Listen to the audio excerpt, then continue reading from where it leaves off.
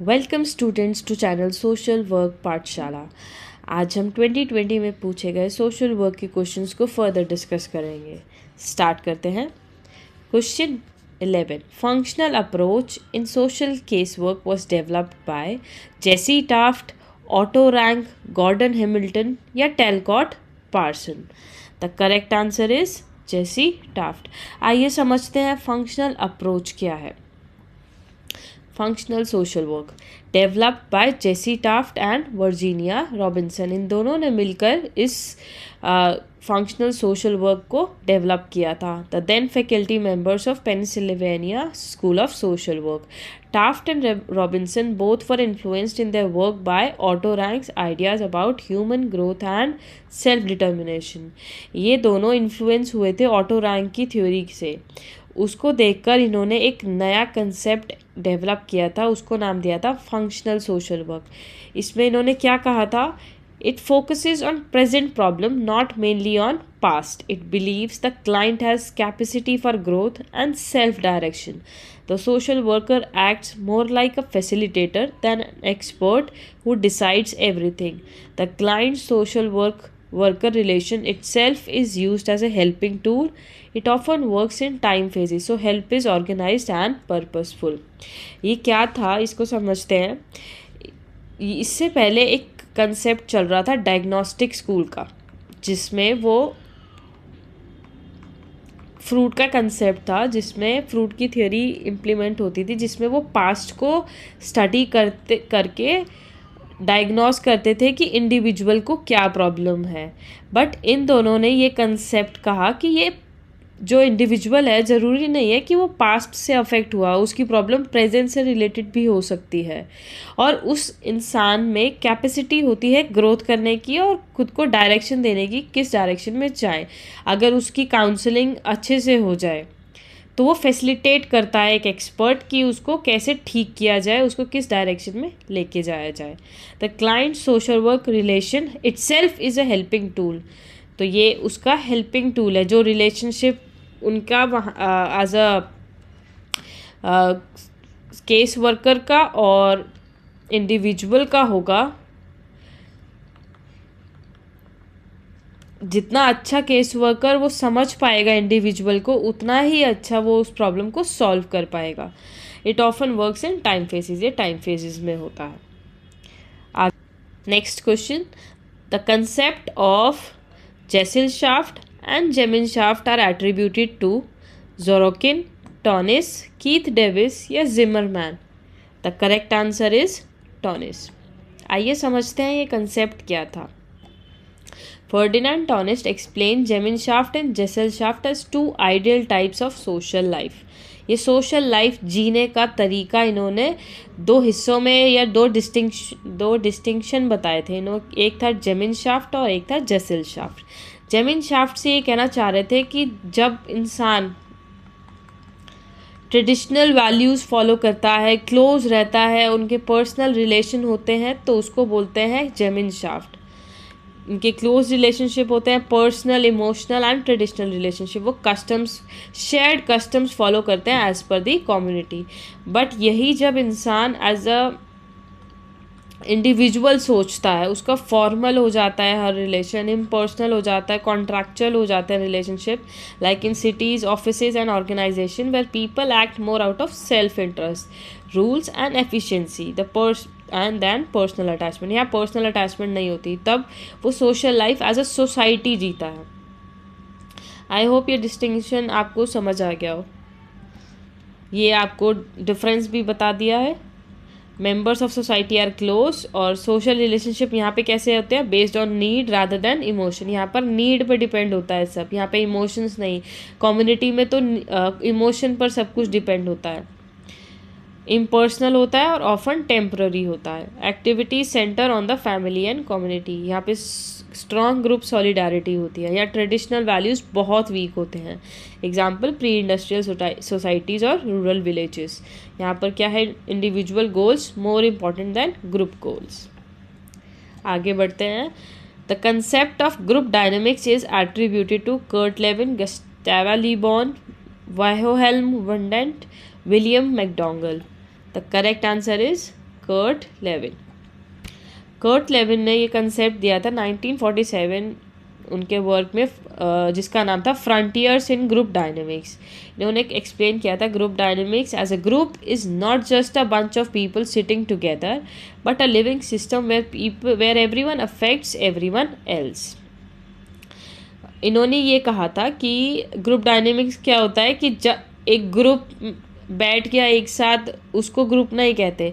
एक ग्रुप में जब कोई एक्टिविटी करता है, जब कुछ करता है, उसका अफेक्ट दूसरे पर आता है, उसको बोलते हैं ग्रुप डायनेमिक्स।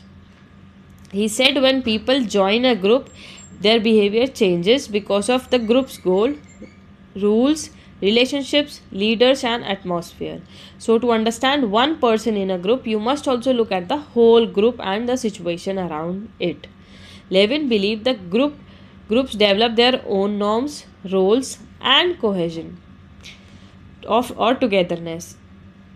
इसमें ये कह रहे थे कि अगर कोई ग्रुप, उसका कम्युनिकेशन अच्छा है, उसमें लीडरशिप डेमोक्रेटिक है और मेंबर्स सारे पार्टिसिपेट कर रहे हैं एंड द ग्रुप वर्क्स, तो ग्रुप बहुत अच्छे से काम करेगा। वही अगर लीडरशिप पुअर है, कॉन्फ्लिक्ट्स हो रहे हैं, प्रेशर क्रिएट हो रहा है और वहाँ पर ग्रुप सही काम नहीं करेगा, ग्रुप वीक होगा और डिवाइडेड होगा। In short, Lewin taught the group behaviour depends on connection between the person and the environment.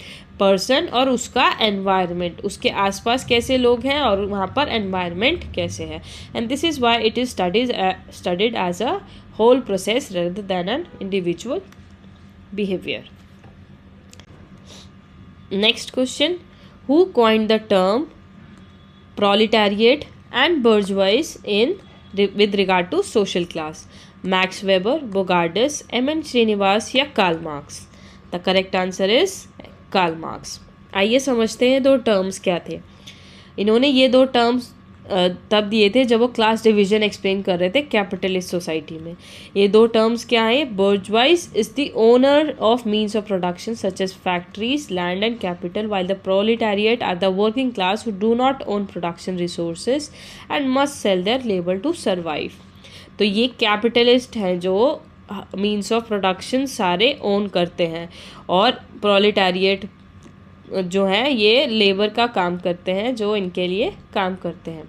तो ये कैपिटलिस्ट हैं, ये वर्किंग क्लास और लेबरर्स हैं, ये एक्सप्लॉइट करते हैं लेबरर्स को, और ये प्रोलेटारिएट क्या करते हैं? रॉ मटेरियल्स को कन्वर्ट करते हैं, रिसोर्सेज को कन्वर्ट करते हैं into marketable commodities. Control the means of production and proletariat, ये कंट्रोल करते हैं इनको। Have no control over means of production, economically and politically powerful होता है, ये एक्सप्लॉयटेशन फेस करते हैं in form of fewer wages and unemployment during the recession. आगे बढ़ते हैं। Which of the following models was developed in response to the prevailing limitations in conceptualizing social work method, that is integrated social work practice? Pinacus and Minhan model, task centered model, cognitive behavioral model या Schultz-Delitzsch model? The correct answer is Pinacus and Minhan model. ये question क्या कह रहा है कि which of the following models was developed in response to the prevailing limitations को देखकर, social work की लिमिटेशंस को देखकर एक नया मॉडल डेवलप किया था इन्होंने, उसका नाम था इंटीग्रेटेड सोशल वर्क प्रैक्टिस। आइए समझते हैं ये क्या था। ये कह रहे एक सिस्टम बेस्ड अप्रोच है that tries to overcome the old habit of separating social work into narrow parts like only individual work और सोशल एक्शन। पहले इंडिविजुअल केस वर्क और इंडिविजुअल वर्क पे ही फोकस होता था और सोशल एक्शन पे फोकस होता था। ये डिस्टिंक्शन करते थे पहले कि सोशल वर्क इस कैटेगरी में आएगा, इस कैटेगरी में आएगा। It was developed mainly by and treats social work as one connected practice where the worker looks at the person, family, agency and wider society together. इन्होंने ये कहा था कि सोशल वर्क अगर करना है तो हमें सिर्फ ऐसे डिस्टिंक्शन नहीं करना, हमें एक उसको समझना एज अ इंटीग्रेशन जिसमें सारी चीज़ें इन्वॉल्व हों, पर्सन भी, फैमिली भी, एजेंसी भी और सोसाइटी भी। इन सबको देखकर उस उस प्रॉब्लम को सॉल्व कर रहे हैं, ना कि सिर्फ इंडिविजुअल या फिर सोशल एक्शन को ही सोशल वर्क माना था इन्होंने.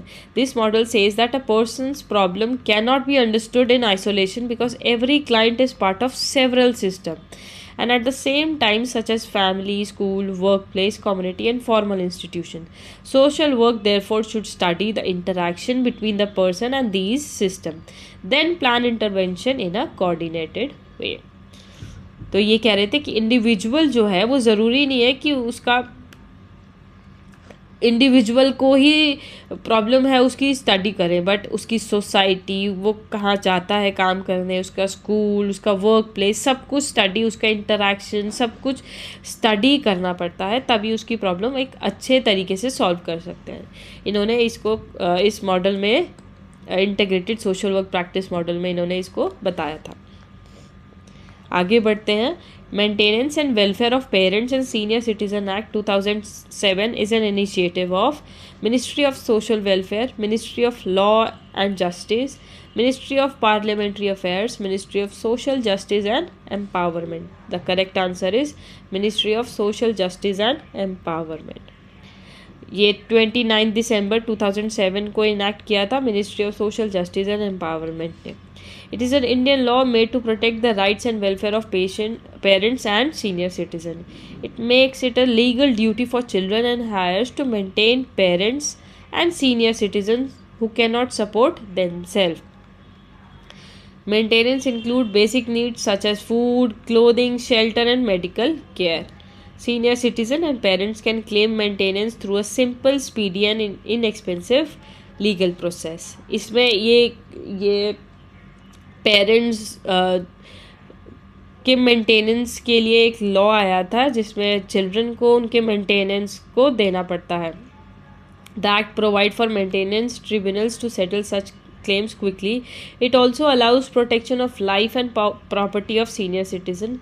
State governments are encouraged to set up old age homes and welfare facilities. The act covers the whole of India. Question next. 17. Who wrote the famous book सोजे वतन? रामधारी सिंह दिनकर, शरत चंद, मुंशी प्रेमचंद या Maithili Sharan Gupt? The correct answer is Munshi Premchand.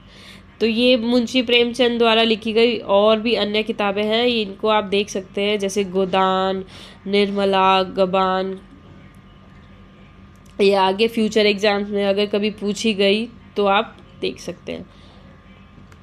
सेवा सदन, प्रतिज्ञा, शतरंज के खिलाड़ी, कफन, पूस की रात, ये भी इम्पोर्टेंट है, ईदगाह, पंच परमेश्वर. आगे बढ़ते हैं. Which of the following case laws is prelude in the enactment of the sexual harassment of women at workplace act 2013? Vishakha and others versus state of Rajasthan, MC Mehta versus union of India, SR Bommai versus union of India, Rajamal versus Jaya Vilas motors company? The correct answer is Vishakha and others versus state of Rajasthan. ये case क्या था? Is one of the important judgment in Indian legal history on women's work place right. It began after the brutal gang rape of Banwari Devi, a social worker in Rajasthan who was attacked while trying to stop a child marriage. The case was filed as public interest litigation because there was no clear law at that time to protect women from sexual harassment at work. The Supreme Court held that sexual harassment violates the fundamental rights under Article 14, 15, 19 and 21 of the Constitution, and it issued the famous Vishaka Guidelines which became the basis for later workplace protection law. तो ये एक important judgement उन्होंने दिया था इस time पर जब बनवारी देवी एक सोशल वर्कर जो राजस्थान में एक बच्चे की चाइल्ड मैरिज रोक रही थी, तो उनके साथ रेप हुआ था, गैंग रेप. तब कोई रूल्स एंड रेगुलेशंस नहीं थे इस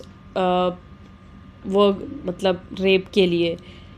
तो उन्होंने इस घटना के बाद विशाखा गाइडलाइंस जाहिर की गई थी जो कि एक अहम हिस्सा है इस लॉ के बनने में. The sexual harassment women at work place prevention, prohibition and redressal act 2013. Which of the following laid foundation for the concept of welfare state? Beveridge Report, Manusmriti, Magna Carta या Poor Law? The correct answer is Beveridge Law. I hope ये answer तो सबको पता होगा, ये बहुत simple question है और बहुत बार पूछा गया। बेवरेज रिपोर्ट क्या था? ये पब्लिश किया गया था 1942 में। ये फाउंडेशन था वेलफेयर स्टेट का। It identified 5 Giants that prevented people from living well: want, disease, ignorance, squalor and idleness। ये 5 giants इन्होंने आइडेंटिफाई किए थे। It proposed a comprehensive system of social insurance from cradle to grave. It supported a single weekly contribution from workers into a state insurance fund. It recommended benefits for unemployment, sickness, old age, widowhood, maternity and workplace injury. It also supported family allowances and a national health service providing free medical treatment. Next question. Calculation of number of deaths per thousand falls under the measure of nominal scale, ordinal scale, ratio scale या interval scale? The correct answer is ratio scale. That's all for today. अगर किसी बच्चे को UGC net paper 2 social work के notes चाहिए complete तो मुझे WhatsApp कर सकते हैं 7982216594। Thank you.